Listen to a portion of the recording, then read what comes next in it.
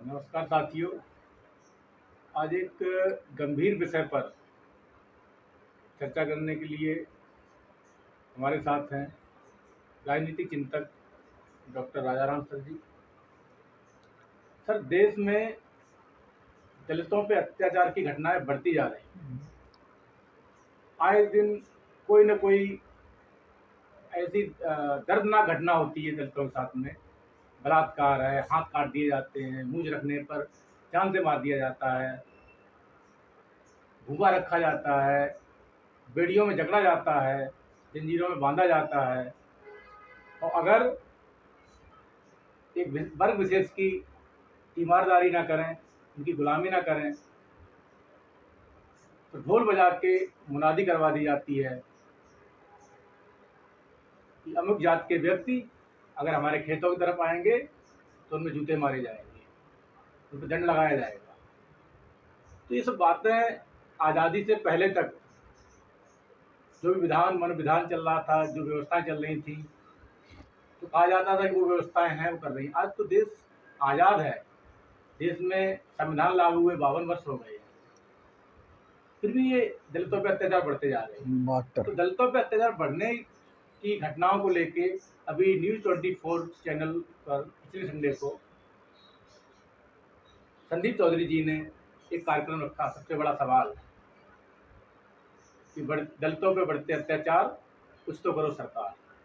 जिस पर उन्होंने देश के कई राजनीतिक दलों के प्रवक्ताओं को आमंत्रित किया, चर्चा की।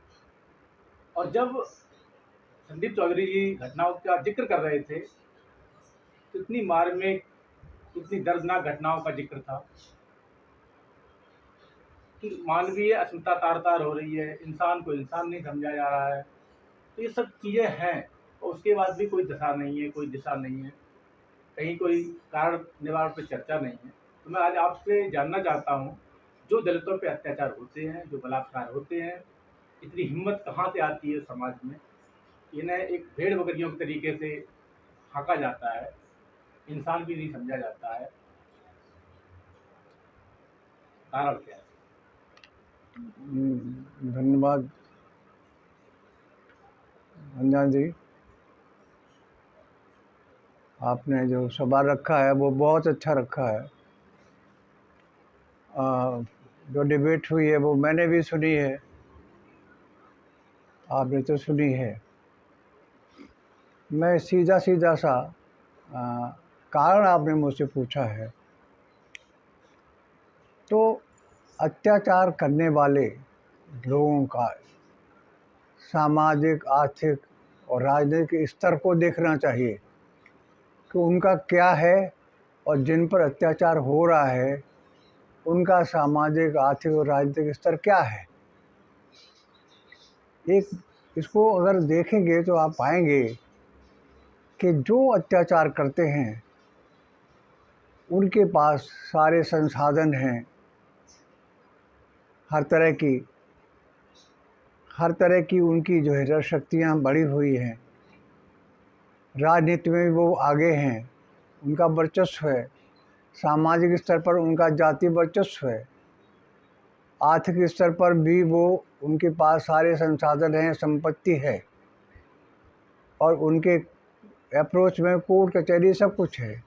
एक दूसरा वर्ग है जिन पे अत्याचार होते हैं, वो ज़्यादातर गरीब होते हैं, विपन्न होते हैं, और बहुत बड़ी संख्या छोटी जातियों की होती है, जिन्हें छोटी जातियाँ कहते हैं। जैसे ओबीसी में भी जो कमज़ोर तबके के लोग हैं, ST SC OBC ST SC में भी जो बहुत गरीब विपन्न हैं, उन्हीं पर अत्याचार होते हैं कि उन्हें मजदूरी के लिए जाना पड़ता है।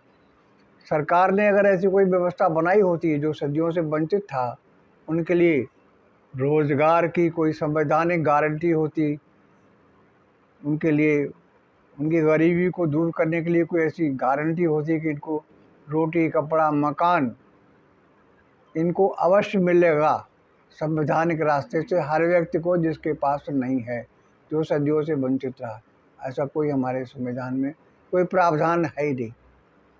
मज़दूरों के लिए तो कुछ ऐसी व्यवस्था नहीं है कि वो मज़दूरों को अगर रोज़गार नहीं है तो फिर वो उनको बेरोज़गार भत्ता दिया जाए, जैसा लोकतांत्रिक देशों में होता है, होना चाहिए यहाँ भी।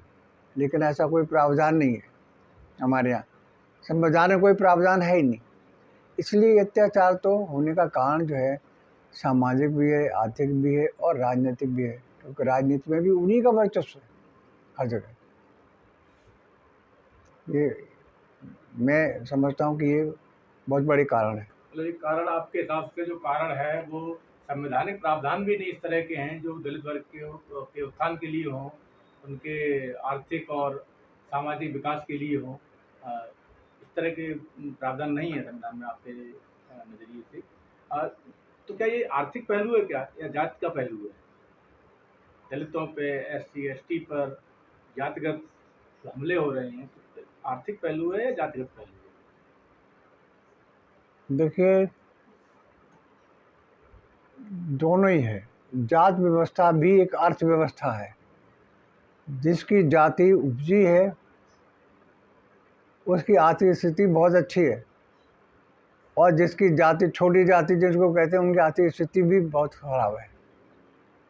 तो वो एक सामाजिक व्यवस्था भी है और एक आर्थिक व्यवस्था भी है, इसको समझने की ज़रूरत है। तो असली तो कारण जो है वो है सामाजिक भी, आर्थिक भी है। कहा भी जाता है कि जो आर्थिक व्यवस्था, आर्थिक विषमता से ही सामाजिक विषमता पैदा होती है, इस तरह की कहावत भी है। हाँ, तो ये तो एक पहलू हुआ कि आर्थिक मेन कारण इसका जो है एट्रोसिटीज का, जो अत्याचार का, उत्पीड़न का, तो आर्थिक कारण है। अगर आर्थिक रूप से संपन्न होते ये तबके तो इनके साथ इस तरह अन्याय करने की हिम्मत नहीं पड़ती दूसरे लोगों की।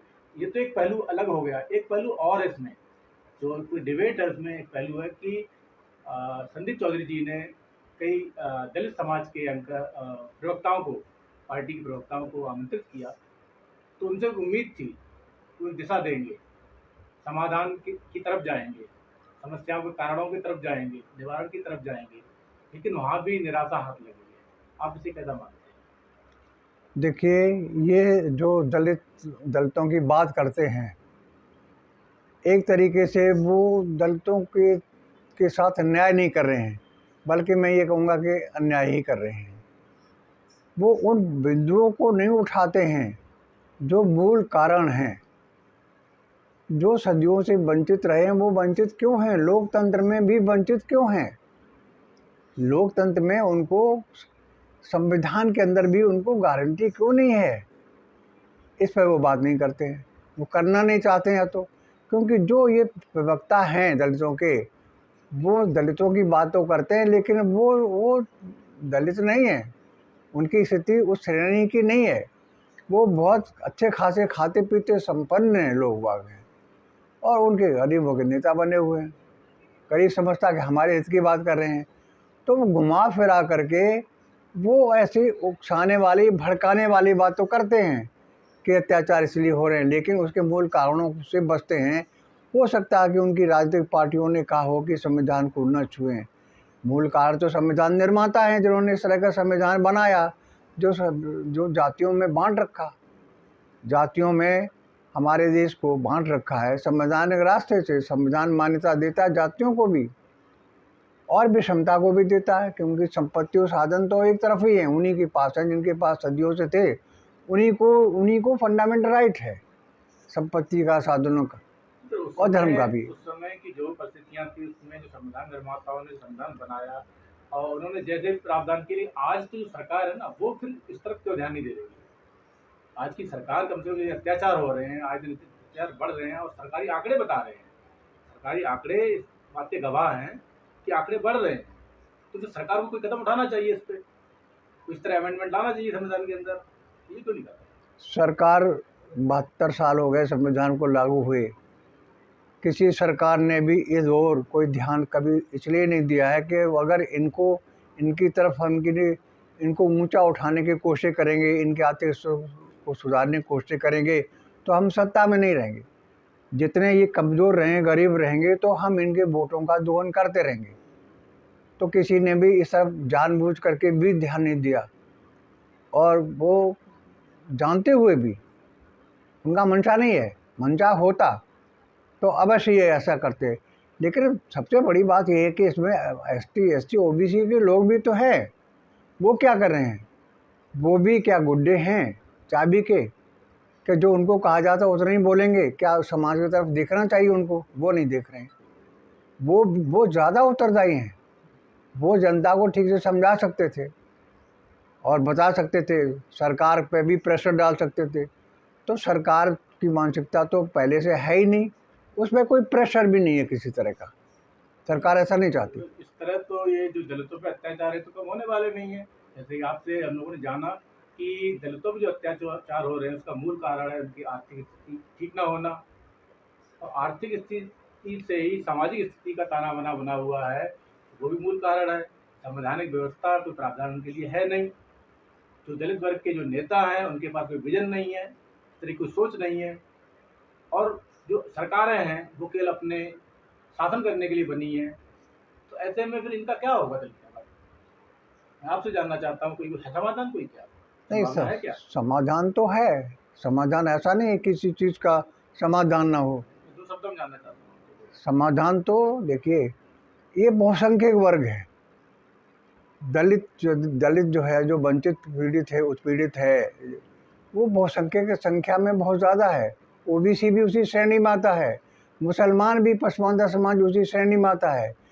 इन लोगों के अंदर या तो इसमें बुद्धिजीवी वर्ग आए और इसमें चेतना पैदा करे, बताए समझाए कि तुम्हारा शोषण उत्पीड़न सामाजिक तो है लेकिन राजनीतिक ज़्यादा है। राजनीतिक जो लोग हैं वो कोई परिवर्तन इस तरह का नहीं करना चाहते हैं, तुम्हारे वोट को हासिल करके केवल सत्ता में रहना चाहते हैं, तुम्हारा उस तरीके से उठाने वाला विकास नहीं करते हैं कि तुम्हें ऊंचा उठाया जाए। और ये तो पहले से ही पंडित जवाहरलाल नेहरू ने भी अपने 8 नवंबर 1948 के भाषण में भी कहा है कि अगर हमारा काम तो है कि इनको ऊपर उठाएं, इस वर्ग को ऊपर उठाएं, लेकिन इसका मतलब ये ठीक नहीं है अगर हम इनको ऊपर उठाने के चक्कर में ऐसा ना हो कि हम एक दूसरे वर्ग को विकास के लिए रोक दें। तो उनकी भी मंशा ऐसी नहीं थी। अगर पढ़ेंगे तो उनका भाषण है पूरा, पढ़ लीजिए उनको। और ख़ास तौर से मैं लोगों को कहूँगा गूगल पर निकाल लें, 315 पेज पे ही बहुत साफ साफ उन्होंने लिखा है। उनका मंशा जो है इस तरह का नहीं था, संरक्षण था, इनका संरक्षण किया जाएगा और कुछ नहीं। आपका कहने का मतलब है कि जो वंचित समाज के लोग हैं, जो पिछड़े समाज के लोग हैं, जो दलित समाज के लोग हैं, उनके जो नेता हैं, वो जो जागरूक लोग हैं, वो जाने कि किस किस स्तर पर, संवैधानिक स्तर पर, राजनीतिक स्तर पर, सामाजिक स्तर पर दलितों के साथ अत्याचार होता है, उसके कारण क्या है, और उससे जनता को जागरूक करें, देश की जनता को जागरूक करें, तभी कुछ रास्ता बन सकता है। तो आप सब सुन रहे थे डॉक्टर राजाराम सर को, जिनकी विभाग टिप्पणी थी, दर्द था कि किस तरह दलितों के साथ अत्याचार होता है, उसके कारण, मूल कारण क्या है, और आज के जो देश के नेता हैं, दलितों के जो ठेकेदार हैं, वो भी किस तरह भटके हुए हैं। और देखते रहिए इस तरह के चीज़ों पे तथ्यों के साथ जानकारी इकट्ठा करते रहिए, और हो सके तो अपने आसपास जो भी पीड़ित हैं उनकी जिस रूप में सहायता कर सकते हैं आप सहायता करते रहिए।